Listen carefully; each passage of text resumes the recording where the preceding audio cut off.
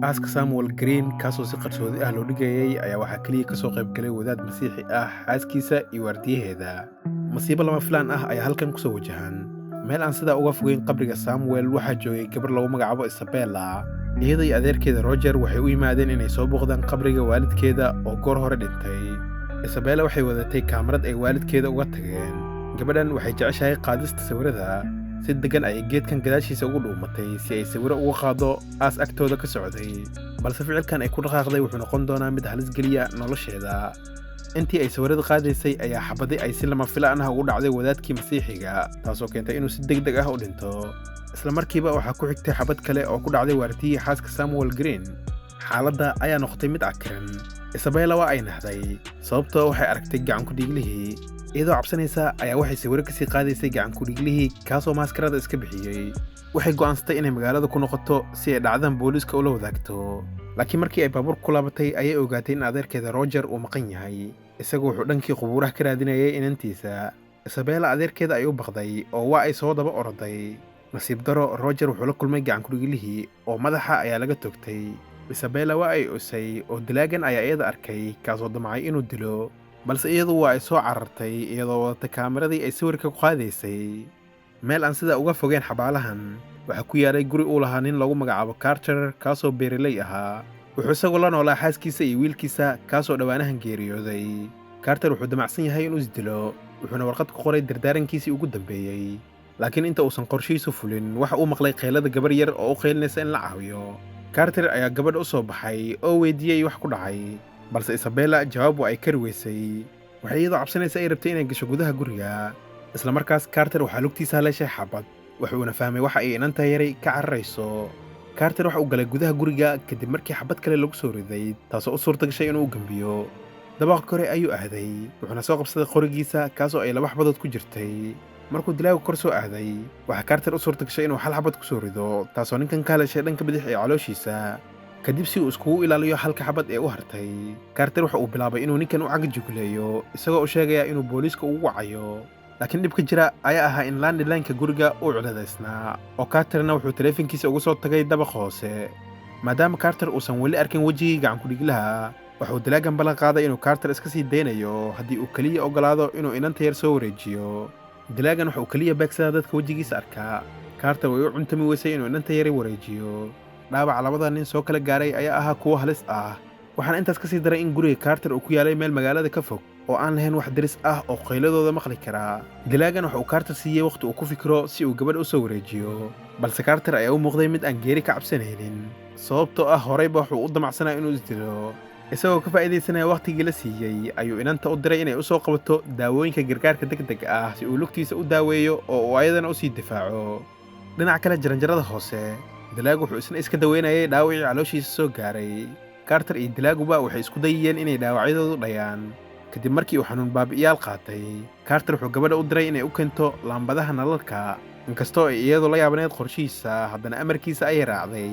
Waxay laambadihii ku soo riday shukumaan, oo Carterna waa uu burburiyey isagoo jaranjarada ku daadinaya.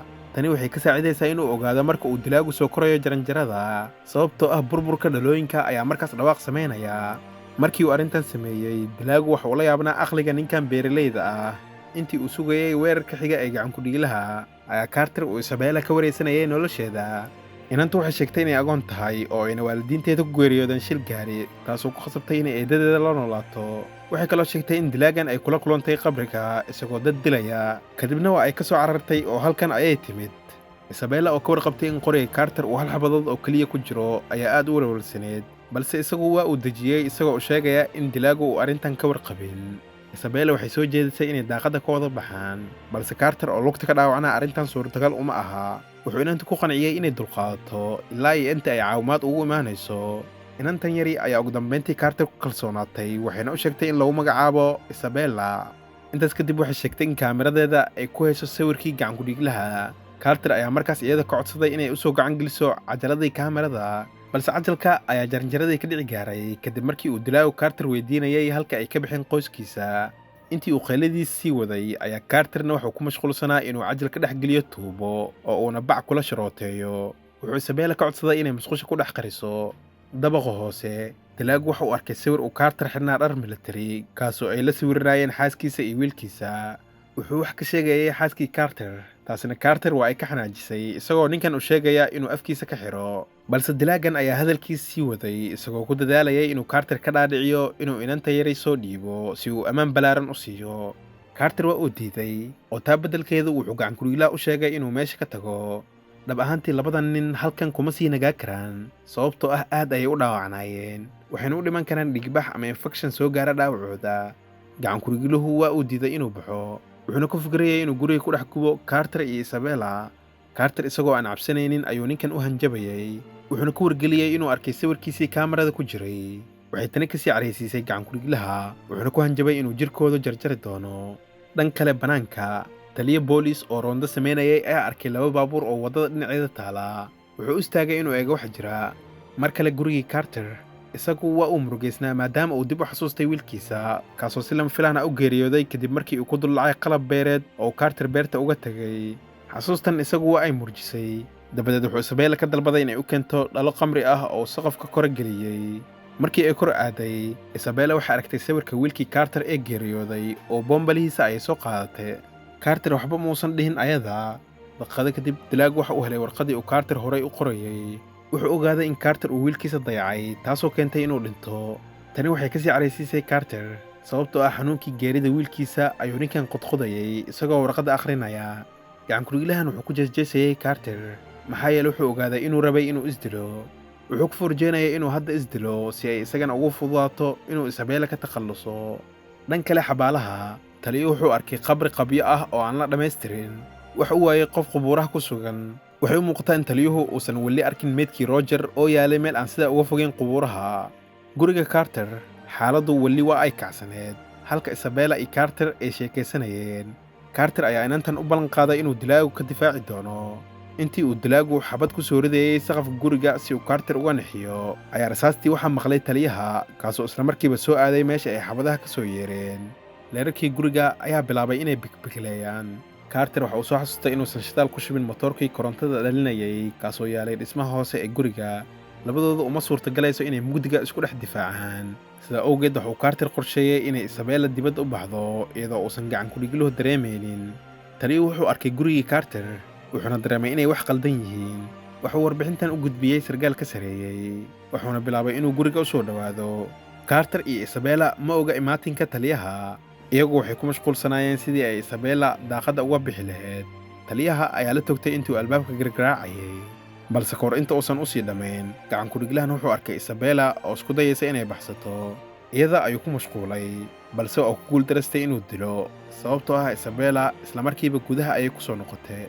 dilaagan wuxuu u laabtay talihii, wuxuuna bilaabay inuu ku garaaco qaybta dambe ee biskooladiisa maadaama ay rasaastii ka dhammaatay. dabadeed wuxuu gaarigii booliis ku qariyay howl u dhowaa guriga. markii uu damcay inuu guriga ku soo laabto, ayaa Carter uu qori ku qabtay ninkan isagoo u sheegaya inuu iska baxo. run ahaantii waxay tani ahayd wax lagu qoslo sababtoo ah Carter wuxuu ka warqabaa in rasaastiisu aanay ninkan gaaraynin oo xitaa dilaagu qudhiisu waa uu og yahay tani. waabsigiisa ma aysan u shaqeen oo gacan ku-dhiiglaha ayaa markaas biskoolada la soo baxay oo Carterna gudaha ayuu ku soo cararay. bistooladan ayaa ahayd mid uu taliyaha ka qaatay. kadib gacan ku-dhiigluhu gudaha guriga ayuu soo galay. wuxuu bilaabay inuu jir dilo taliyaha si uu Carter inanta u soo wareejiyo. Carter waa uu diiday inuu soo dhiibo, balse wuxuu ku qasbanaaday inuu dhagaysto jirdilka uu gacan ku-dhiigluhu u geysanayay taliyaha isagoo faraha ka jarjaraya. kadib dilaagan wuxuu madax ka togtay taliyihii kadib markii uu Carter diiday inuu Isabella ka tanaasulo. wuxuu meydkiisa u soo riixay dhankii jaranjarada si uu Carter u tusiyo. Carter isla markiiba wuxuu ka argagaxay muuqaalkan naxdinta leh. dhowr daqiiqadood oo aamusnaan ah kadib, Carter wuxuu iska dhigay inuu Isabella dilaaga ku wareejinayo si uu isbitaalka u aado. laakiin kahor inta uusan jaranjarada ka soo degin ayuu Isabella u sheegay inay mashquusha ku dhuumato oo ayna albaabka xirato. Carter markii uu soo degay wuxuu kaliya arkay kabihii gacan ku-dhiiglaha, wuxuuna fahmay inuu dabaqa kore u daba mareeyay isagoo daaqadda ka soo galaya. Carter si dhuumasho leh ayuu ninkii u daba kacay. dilaagan ayaa nahay markii uu ogaaday in Carter uu gadaashiisu taagan yahay isagoo qori ku haya.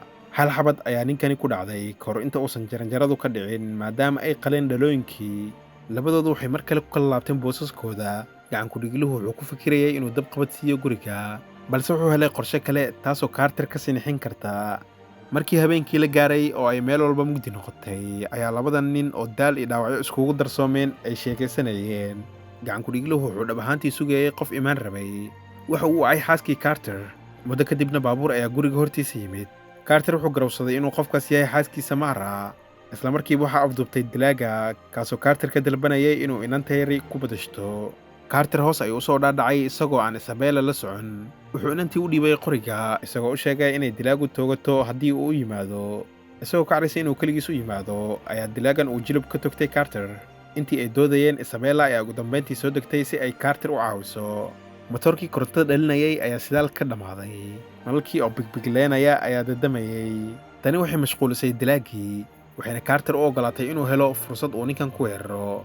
Carter ayaa si xun qoorta uga tooriyeeyay gacan ku-dhiglihii, laakiin ninkan ayaa xabad la helay Carter ka hor intaysan leerar ku damin. Mara bannaanka ay u soo orday iyadoo wacaysa 911, halka Isabellana ay u soo dhowaatay dilaagii oo sii nafbaxaya. wuxuu inanta ka dalbaday inay u sii dhammayso, laakiin markii ay keeb ka riixday wax xabadi ah kama soo bixin qoriga. sababtoo ah maanta oo dhan Carter wuxuu isku ilaalinayay qori maran, isagoo ka xun nasiib daradiisa. gacan ku-dhiglahan ayaa ugu dambayntii iskiisa u dhintay. Isabella ayaa markaas Carter u soo carartay iyadoo u malaynaysa inuu isna dhintay, laakiin waxaa soo baxday in Carter uu weli nool yahay. sidoo kale Mara gudaha ayay ku soo noqotay, saddexdoodiina mar kale ayay midoobeen. intaas ayuu muuqaalkan ku eg yahay. haddii aad ka heshay fadlan like saar oo noo reeb commenti. hana iloobin inaad nagu soo biirto. mahadsanid.